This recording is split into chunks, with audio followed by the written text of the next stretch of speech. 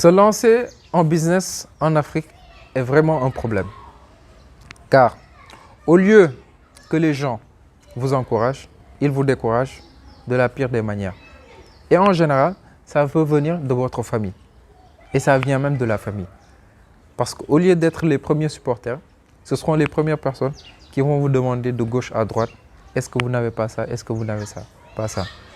En tant que chef d'entreprise, quand vous commencez, vous avez besoin non seulement de confiance, mais aussi d'argent. D'argent, d'argent, d'argent. Car c'est l'argent qui fait tourner un business. Aujourd'hui, nous allons vous parler de vraiment un problème qui est très sérieux. C'est-à-dire, en Afrique, la famille n'achète pas. La famille va faire couler votre business.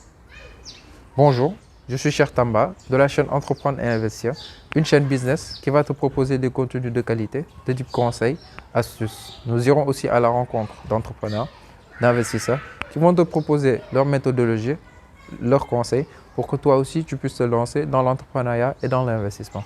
Dans ce cas de figure, je te propose de t'abonner à la chaîne, d'activer la cloche de notification pour ne pas rater nos vidéos qui sortent au moins 2 fois par semaine, c'est-à-dire le mardi et le jeudi. Car l'avenir est le résultat de vos choix présents et de votre volonté à vouloir le construire maintenant.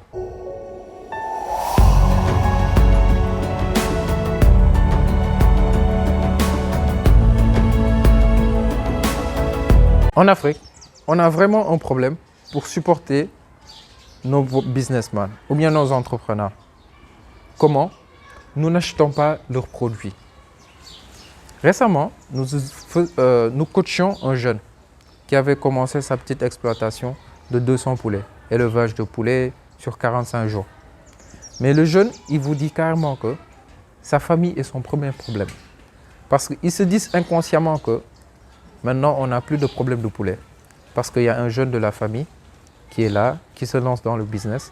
Donc, on peut tirer des poulets n'importe quand, à n'importe quel moment. Imaginez ce jeune. Il prend son temps, il prend son investissement, disons 300, 400 000. Il met ça dans les poulets. Maintenant, et sa famille considère que cet élevage de poulets-là est vraiment une aubaine pour elle, pour pouvoir manger à profusion des poulets. Imaginez cette scène-là. Qu'est-ce que le jeune doit se dire dans sa tête? À quel moment est-ce qu'il va commencer à pouvoir faire des résultats pour pouvoir s'en sortir et encore avoir le courage de réinvestir cet argent-là dans un autre business ou bien de faire une autre fournée de poulet? Ça, c'est juste un exemple. Nous en connaissons plein. Nous le vivons tous les jours. Moi, je dis que c'est psychologique. C'est juste naturel chez nous de nous dire que c'est un frère, c'est une sœur, c'est une cousine ou bien c'est une tante. Donc, je peux me servir de n'importe quelle manière. Alors que ça devrait être le contraire. Ça devrait être le contraire. La famille doit être la première source de revenus de tout entrepreneur. Récemment, on a vu une statistique qui dit que $1 chez les Juifs fait au moins 11 fois le tour de n'importe quel commerce avant de revenir au point de départ. 11 fois le tour de n'importe quel commerce avant de revenir chez vous. Chez les Juifs. Chez les Africains, c'est même pas 3 heures de temps. Même pas 3 heures. Et ça sort du circuit. Donc imaginez cette scène-là. Au lieu que l'argent tourne de business en business, l'argent sort à peine rentré dans un business. 3 heures après, ce même argent, il sort. C'est juste pour vous faire une analogie, pour vous dire que nous ne supportons pas nos entrepreneurs. Nous ne les aidons pas, surtout financièrement. Financièrement. Nous savons tous que toute activité est régie par du chiffre d'affaires, par des résultats, par du bénéfice. Si vous n'êtes pas capable de pouvoir acheter les produits de vos sœurs, de la famille ou bien de qui que ce soit, ne faites pas couler les business. S'il vous plaît, ne faites pas couler les business. Parce que c'est un fardeau pour tout entrepreneur. Parce que, voilà, il se réveille à 3 heures du matin. Il ne fait pas des journées normales. Il se tue à la tâche. Il se donne corps et âme pour son business.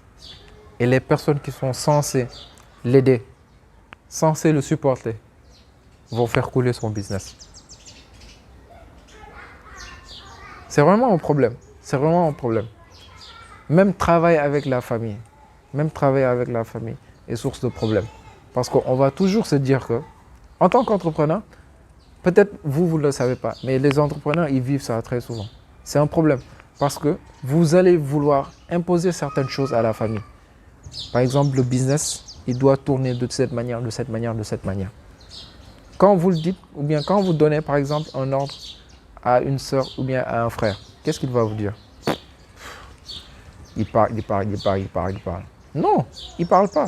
C'est son business. Si aujourd'hui, ça marche, c'est lui, c'est vous qui en bénéficiez. Mais si ça ne marche pas, je suis sûr et certain que c'est lui qui va payer les pots cassés.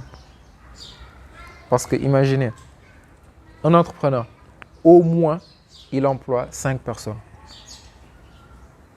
Indirectement, 5 personnes. Directement, au moins une personne. Imaginez, si un seul business, il coule, ce qui veut dire que c'est 5 personnes indirectement qui ont perdu leur job. Directement, c'est au moins une personne. Et nous savons la valeur réelle d'un travail en Afrique. Donc faisons tout pour changer cet état d'esprit, pour changer ces mentalités-là. Allez acheter africain. Allez acheter les produits de vos sœurs, de vos amis. Aidez-les financièrement. Au lieu, le soutien ne se limite pas seulement à parler, à faire de oui, bonne continuation et au-delà. Non, au contraire. S'il a des produits, au moins ne serait-ce que sans vous acheter un seul produit, ça va faire croître son business.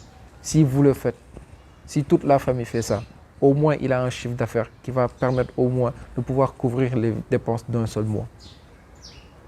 Supportons nos entreprises, supportons nos entrepreneurs, surtout les petites entreprises. Les jeunes veulent se lancer, mais ils se disent le premier fardeau, qu'est-ce qui va acheter mes produits? Qu'est-ce qui va acheter mes produits? Donc, aidons nos entreprises, aidons nos entrepreneurs à avoir le courage de se dire que aujourd'hui, si je me lance, je suis sûr et certain que au moins 50% de ma production ou bien au moins 50% de mes services vont être achetés par la famille. Et le reste, je vais pouvoir commencer à démarcher les autres. Aidons-les parce que l'aide, elle est financière d'abord. Avant tout, elle est financière. Avant quoi que ce soit, une aide, elle est financière. Si vous pouvez supporter quelqu'un financièrement, faites-le. Faites-le en achetant ses produits ou bien ses services. J'espère vraiment que cette vidéo t'a plu. Commente-la, partage-la, like-la et surtout, n'oublie pas de me donner les sujets qui vont vraiment vous intéresser au niveau de vos commentaires. Parce que nous en avons besoin, vous en avez besoin. Dites-nous qu'est-ce qui vous tracasse dans l'entrepreneuriat et dans l'investissement. Dites-nous quels sont les sujets qui vous intéressent. On va faire des recherches, on va les développer, on va vous produire des contenus de qualité de ce genre-là. Merci, à la prochaine et au revoir.